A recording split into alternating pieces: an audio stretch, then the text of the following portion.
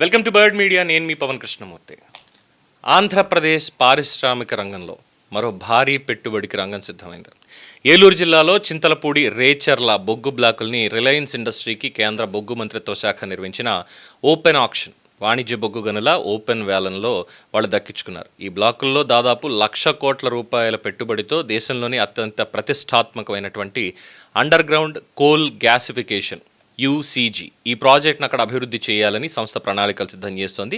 ఇటీవలే రిలయన్స్ ప్రతినిధులు ముఖ్యమంత్రి నారా చంద్రబాబు నాయుడు గారిని కలిసి మొత్తం ప్రాజెక్ట్ ఏంటి, ఎలాగా, దాని కార్యాచరణ, పెట్టుబడి ప్రణాళికలు ఏంటి, ఇవన్నీ కూడా వాళ్ళు డీటెయిల్గా వివరించారు.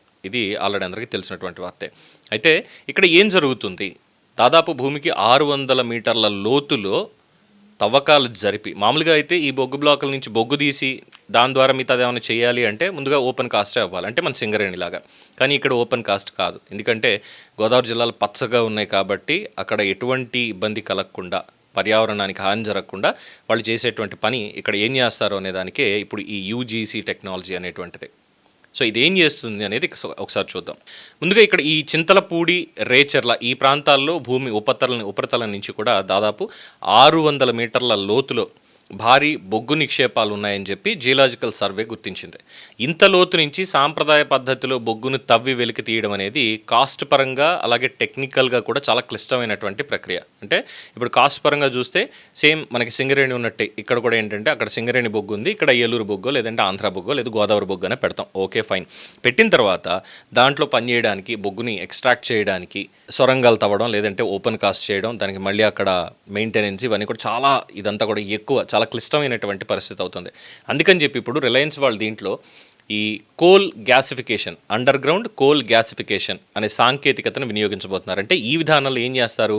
భూమి అడుగుని ఒక నియంత్రిత పరిస్థితుల్లో బొగ్గుని అక్కడే గ్యాసిఫై చేసి, అంటే అక్కడే మండిస్తారు, లోపలే మండించి అక్కడి నుంచి ఉత్పత్తి అయ్యేటువంటి ఈ సింథటిక్ గ్యాస్ని పైకి తీసుకొస్తారు. సో దీంతో భారీ స్థాయిలో ఈ ఓపెన్ కాస్ట్ మైనింగు, విస్తృత భూసేకరణ, అలాగే ఈ మట్టి వ్యర్థాలు, రాళ్ళు, వీటి తొలగింపు ప్రక్రియలు ఇవన్నీ కూడా పూర్తిగా తగ్గేటువంటి అవకాశం ఉంటుంది. అంటే పార్షియల్లీ ఉంటాయి, బట్ కంప్లీట్గా అయిపోవాలి అనేది అక్కడ జరగనటువంటి పరిస్థితి. సో దీంట్లో ఏంటి అంటే ఇది కొత్త టెక్నాలజీ కదా, పూర్తిగా మనకి అన్ని సానుకూలతలే ఉంటాయి. 1,00,000 కోట్ల పెట్టుబడి అంటున్నారు కాబట్టి దీన్ని పాజిటివ్గా మాత్రమే చూడాలంటే లేదు. దీంట్లో కూడా కొన్ని లోపాలు, సవాళ్ళు కూడా ఉన్నాయి. ఆ లోపాలు ఏంటి? సరిదిద్దుకునేటువంటివి. ఆ సవాళ్ళు కూడా ఏంటంటే ఈ సాంకేతికతతోటి మనం దాన్ని ఓవర్కమ్ చేయొచ్చు.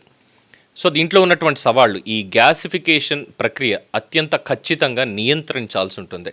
ఎందుకంటే భూగర్భంలో ఏర్పడేటువంటి అధిక ఉష్ణోగ్రతలు, ఆ పీడన మార్పులు, వీటి కారణంగా రాతి పొరల్లో పగుళ్ళు కనుక వస్తే గ్యాసిఫికేషన్ ప్రక్రియలో ఉత్పత్తి అయ్యే రసాయనాలు కానీ లేదంటే వాయువులు కానీ భూగర్భ జలాలని కంటామినేట్ చేసేటువంటి అవకాశం ఉంది అని పర్యావరణ నిపుణులు హెచ్చరిస్తున్నారు. అలాగే కార్బన్ మోనాక్సైడ్, హైడ్రోజన్, మీథేన్ ఇలాంటి వాయువుల లీకేజ్ని పూర్తిగా నియంత్రించడం కూడా చాలా క్లిష్టమైనటువంటి పని. సో ప్రపంచంలో కొన్ని అండర్ గ్రౌండ్ కోల్ గ్యాసిఫికేషన్ ప్రాజెక్టులు పర్యావరణ సమస్యలు, భూగర్భ జలాల మీద, వాటి కాలుష్యం మీద ఆందోళన కారణంగా నిలిపేసినటువంటి ఉదాహరణలు కూడా ఉన్నాయి. అయితే అందులో మళ్ళీ నిలిపేసినవి కూడా పూర్తి స్థాయిలో మళ్ళీ వాటిని రీకన్స్ట్రక్ట్ చేసి కంట్రోలింగ్ యూనిట్ అంతా కూడా ప్రాపర్గా మెయింటైన్ చేసుకుంటూ మళ్ళీ ఓపెన్ చేసిన సందర్భాలు కూడా ఉన్నాయి.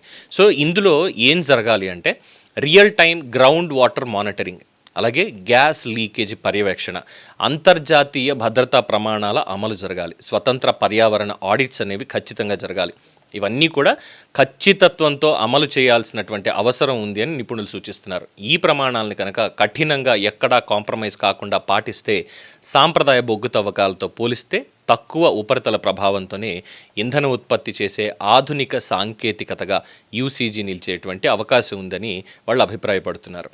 సో మొత్తం ఇక్కడ ఉన్నటువంటివి చూస్తే జియోలాజికల్ అంచనాల ప్రకారం ఈ 2 బ్లాకుల్లో, ఇది చింతలపూడి, రేచర్ల, ఈ బ్లాకుల్లో 3,130.61 మిలియన్ టన్నుల బొగ్గు నిల్వలు ఉన్నాయి. ఇందులో చింతలపూడి బ్లాక్లో 1,200 హెక్టార్లలో విస్తరించుంటే 904.94 మిలియన్ టన్నుల G12 గ్రేడ్ బొగ్గును కలిగి ఉంది.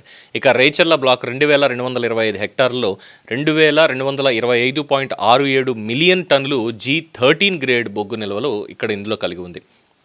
సో ఈ బొగ్గు నుంచి ఉత్పత్తి చేసేటువంటి సింథటిక్ గ్యాస్ని యూరియా, అమోనియం ఇలాంటి ఎరువులు, అలాగే మెథనాల్, సింథటిక్ ఇంధనాలు, హైడ్రోజన్ ఆధారిత ఉత్పత్తులు, ఇతర పెట్రోకెమికల్ పరిశ్రమలకి ముడి సరుకుగా వినియోగించేటువంటి అవకాశం కూడా ఉంది. సో దీంతో విదేశాల నుంచి మనం దిగుమతి చేసుకునేటువంటి ఇంధనాలు, రసాయనాలు, ఎరువుల మీద ఆధారపడడం అనేది దాదాపుగా గ్రాడ్యువల్గానే తగ్గించేటువంటి అవకాశం ఉందని పరిశ్రమ వర్గాలు కూడా భావిస్తున్నాయి. సో 2029 లక్ష్యంగా ఏపీ పారిశ్రామిక రంగం ఈ ప్రాజెక్టు మొత్తాన్ని 2029 నాటికి పూర్తి స్థాయిలో అందుబాటులోకి తీసుకురావాలి అని చెప్పి రిలయన్స్ లక్ష్యంగా పెట్టుకుంది. ప్రాజెక్ట్ అమల్లోకి వచ్చిందనుకోండి, ఉమ్మడి పశ్చిమ గోదావరి జిల్లాతో పాటుగా పరిసర ప్రాంతాల్లో ప్రత్యక్షంగాను పరోక్షంగాను కూడా కొన్ని వేల ఉద్యోగాలు ఏర్పడేటువంటి అవకాశం ఉంటుంది.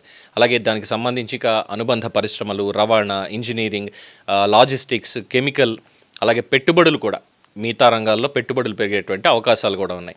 దాదాపు 1,00,000 కోట్ల పెట్టుబడితో రాబోతున్నటువంటి ఈ ప్రాజెక్టు రాష్ట్ర పారిశ్రామిక అభివృద్ధికి ఇంకొక కీలకమైనటువంటి మైలురాయిగా మారడంతో పాటుగా ఇంధన భద్రత, ఎరువుల తయారీ, పెట్రోకెమికల్ రంగాల్లో ఆంధ్రప్రదేశ్ని దేశంలోనే ఒక ప్రధాన కేంద్రంగా నిలబెట్టే అవకాశం ఉంది అని విశ్లేషకులు అభిప్రాయపడుతున్నారు. అయితే ఈ ప్రాజెక్టుకి అసలైన విజయం కేవలం పెట్టుబడి పరిణామంలో కాదు, ప్రపంచ స్థాయి భద్రతా ప్రమాణాలు, పారదర్శక పర్యవేక్షణ, స్థానిక ప్రజల విశ్వాసాన్ని పొందే విధంగా అమలు చేయగలిగితేనే ఇది దేశంలో అండర్ గ్రౌండ్ కోల్ గ్యాసిఫికేషన్కి ఒక ఆదర్శమైన ప్రాజెక్టుగా నిలిచేటువంటి అవకాశం ఉంది అనేది తెలుస్తున్నటువంటి అంశం. సో 1,00,000 కోట్ల రూపాయలకు సంబంధించినటువంటిది. ఇది మాత్రమే కాదు, ఇదంతా ఆంధ్రప్రదేశ్ ప్రాజెక్టుకి సంబంధించి మనం చెప్పుకున్నాం, బాగానే ఉంది. మరి ఇదంతా ఎలా జరుగుతోంది? ఒక కఠినమైనటువంటి కృషి అని చెప్పడంలో ఏమాత్రం అతిశయోక్తి లేదు. ఖచ్చితంగా కూటమి ప్రభుత్వం దీని వెనకాల ఉంది. లేదంటే ఊరికే రిలయన్స్ వాళ్ళు రావడమో ఇంకోటో ఇదేమి కాదు. ఎందుకంటే 1,00,000 కోట్ల పెట్టుబడి పెడుతున్నారు అంటే అక్కడ ఉన్నటువంటి కోల్ బ్లాక్లు ఎంత కాస్ట్ ఉంటాయి, మళ్ళీ వస్తారు రేపు పొద్దున్న దీనికి సంబంధించి. ఎందుకంటే ఓఎన్జీసీకి సంబంధించి ఏం జరుగుతోంది, అలాగే గుజరాత్ పెట్రోలియం కార్పొరేషన్ సంబంధించి ఏం జరిగింది అనేది గతంలో ఉన్నాయి. ఇవన్నీ కూడా లెక్కల్లోకి వస్తాయి. అవి కూడా వచ్చి రావాల్సినటువంటి వాటాలు ఆంధ్రప్రదేశ్కి ప్రాపర్గా వస్తే మాత్రం ఖచ్చితంగా ఆంధ్రప్రదేశ్ పారిశ్రామిక అభివృద్ధి భారతదేశంలోనే నంబర్ 1గా ఉంటుంది అనడంలో ఏమాత్రం అతిశయోక్తి లేదు. దీని మీద మీ అభిప్రాయం తెలియచేయండి. చూస్తూనే ఉండండి ది బర్డ్ మీడియా. ఈ వీడియో మీకు నచ్చినట్లయితే లైక్ చేయండి, షేర్ చేయండి, సబ్స్క్రైబ్ చేయండి. మరిన్ని అప్డేట్ల కోసం మా వాట్సాప్ ఛానల్ను ఫాలో చేయండి.